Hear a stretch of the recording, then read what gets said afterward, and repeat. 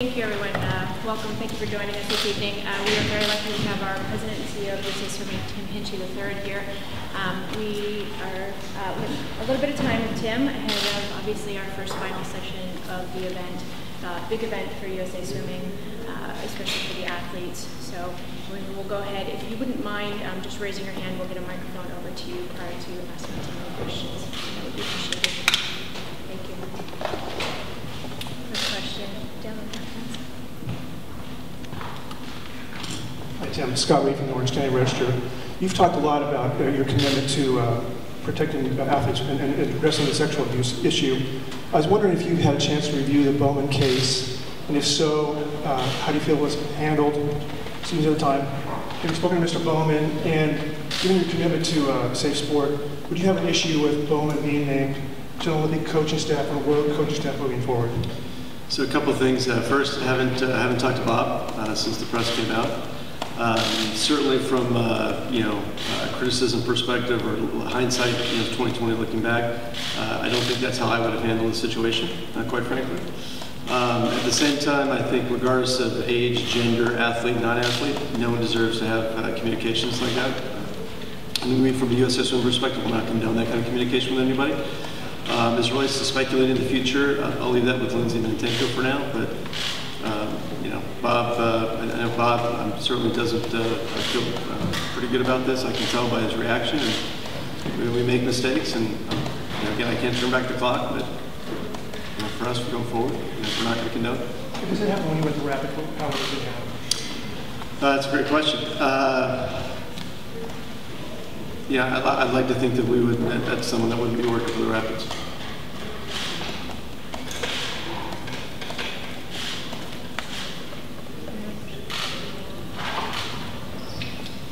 Tim, do you have any reservations about Bob working with athletes moving forward with USA Swimming? Again, at this point, I don't. Primarily because, again, I think this instance, although we don't condone it, we don't like it. No one should endure that kind of communication, period, regardless of what they are.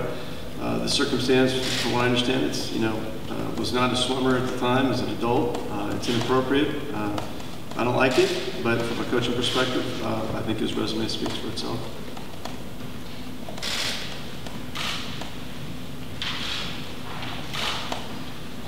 Any other questions?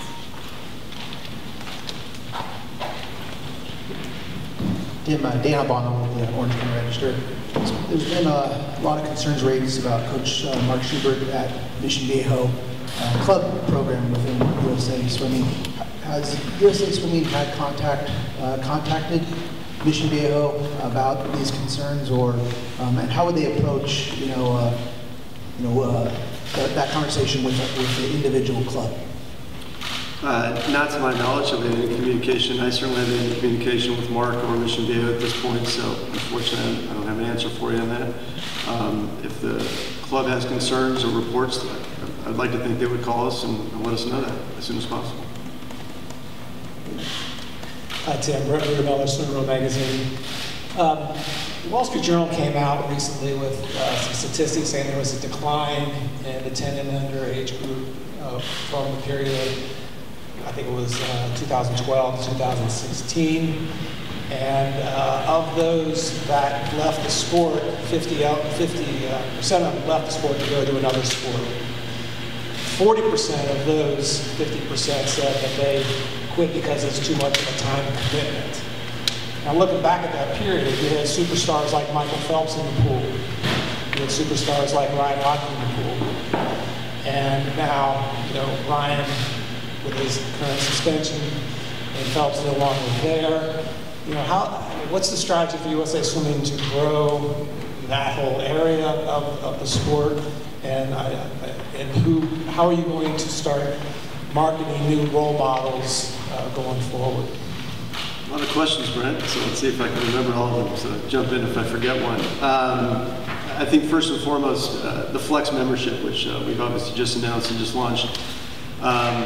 And from a personal perspective, with myself coming up as a rec swimmer before I joined USA Swimming, watching my 3 swims, participate in rec swimming and other sports, I like the fact that we'll take a leadership position and encourage people to play as many sports as possible. Our statistics show us that if we can keep them in the sport and interested by 13, 87% of them stay with USA Swimming through their college career.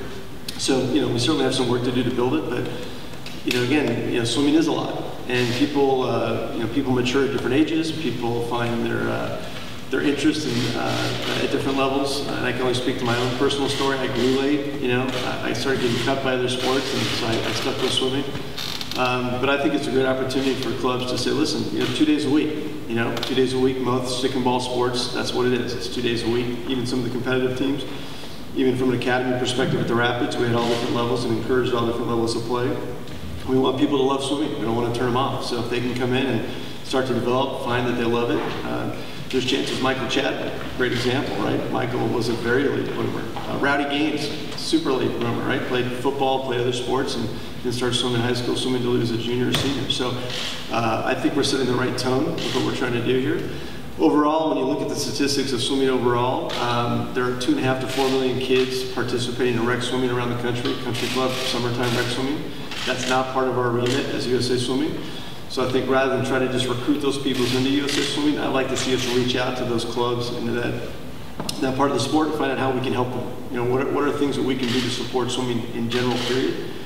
And I know that's not exactly, again, what what USA Swimming's membership is all about. But at the same time, if we wear the flag, I think we should lead and we should find ways to help people love swimming in every way, shape, and form possible. What about marketing the next role models? Thank you for reminding me. It's interesting when I first interviewed for the job and I was coming on, people said, okay, what are you going to do? There's no Phelps, what's going to happen? And I go back to my NBA experience. People said that when Michael left, and all of a sudden a guy named LeBron came around. And LeBron's getting old, what's going to happen? Stephen Curry. I think when you look at tonight, when you look at this lineup, this meet, everyone should be incredibly excited because it's not just about one star in swimming right now, it's about multiple stars. And when I think about the men's side, and Nathan, what he's doing in swimming, Caleb obviously is exciting, Chase Kalish, a huge group there. Then you look at Simone and Katie and Dahlia. I mean, there's a great opportunity to have multiple people enjoy it, and as we continue to try to help them keep their careers going as professionals, I think that helps the sport overall. Tim, Beth Harris, AP, you had said that you would not have handled the Bowman situation that way. What would you have done differently? Again, I don't want to speculate too much at all, quite frankly. But I would find it hard for me to be in a position that if that kind of, especially going in front of, we've said zero tolerance for this kind of behavior, period. So therefore, I think if this happened today with one of our coaches, I can't see it pointing them to an organization. With Simone's success, have you seen any traction with a broader group of athletes because of her success? She's been such a great role model. I think in general we are. I don't think it's massive. We actually have a club right now in Chicago. It's a Parks and Recs club. It's part of USA Swimming. This fall it'll be the largest club in our entire membership of our 3,000 plus clubs. We're looking at maybe somewhat like 4,000 participants come this fall is what they're estimating. I mean, my first visit there about 6 weeks ago, I got to speak to some kids that made their first kind of leadership camp. I spoke to the parents there. Much different looking audience. The audience that we'd love to see USA Swimming adopt going forward. So I think it's a combination of that, but if we can find ways to be teaching swimming, encouraging swimming, not just through our foundation where Colin Jones does a lot of terrific work. Our partnership with Sigma Gamma Rho is another example of a great opportunity that I've never seen before in sport, where we've had an organization not just partnering with us to kind of build their brand and try to do things, but truly dedicated to the community and making a difference culturally. So we're all about that as much as we can do it. So I think we need to see more clearly. That's certainly part of our diversity initiative, diversity and inclusion initiatives. But there's no question when you have athletes like Simone, like Colin has been, like I think Reese is certainly turning out to be, it's fantastic for swimming, and we'd love to find more ways to do that.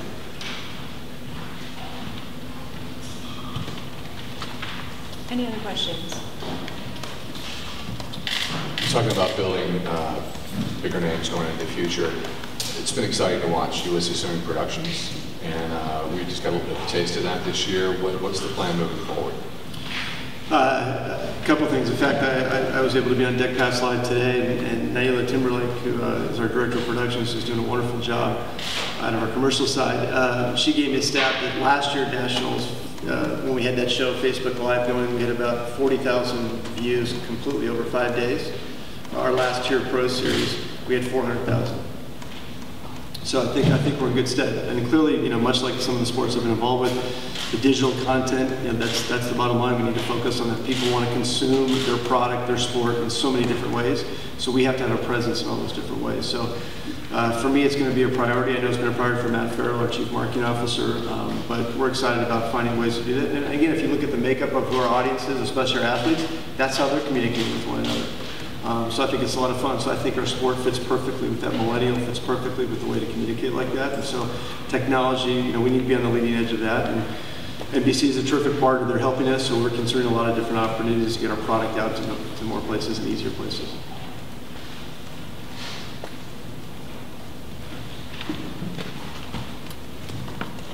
Tim, how would you describe just the overall state of you think of USA Swimming is right now in the middle of the Olympic quad?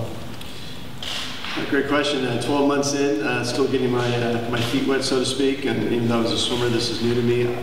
I'm pretty excited about where we are right now. Again, I think you go back to the kind of the Phelps question. Obviously, you know, you lose the greatest swimmer in the history. You know, what are you going to do next? But again, as I said earlier, when I look at this lineup, I look at the competition in the 100 free tonight for both men and women.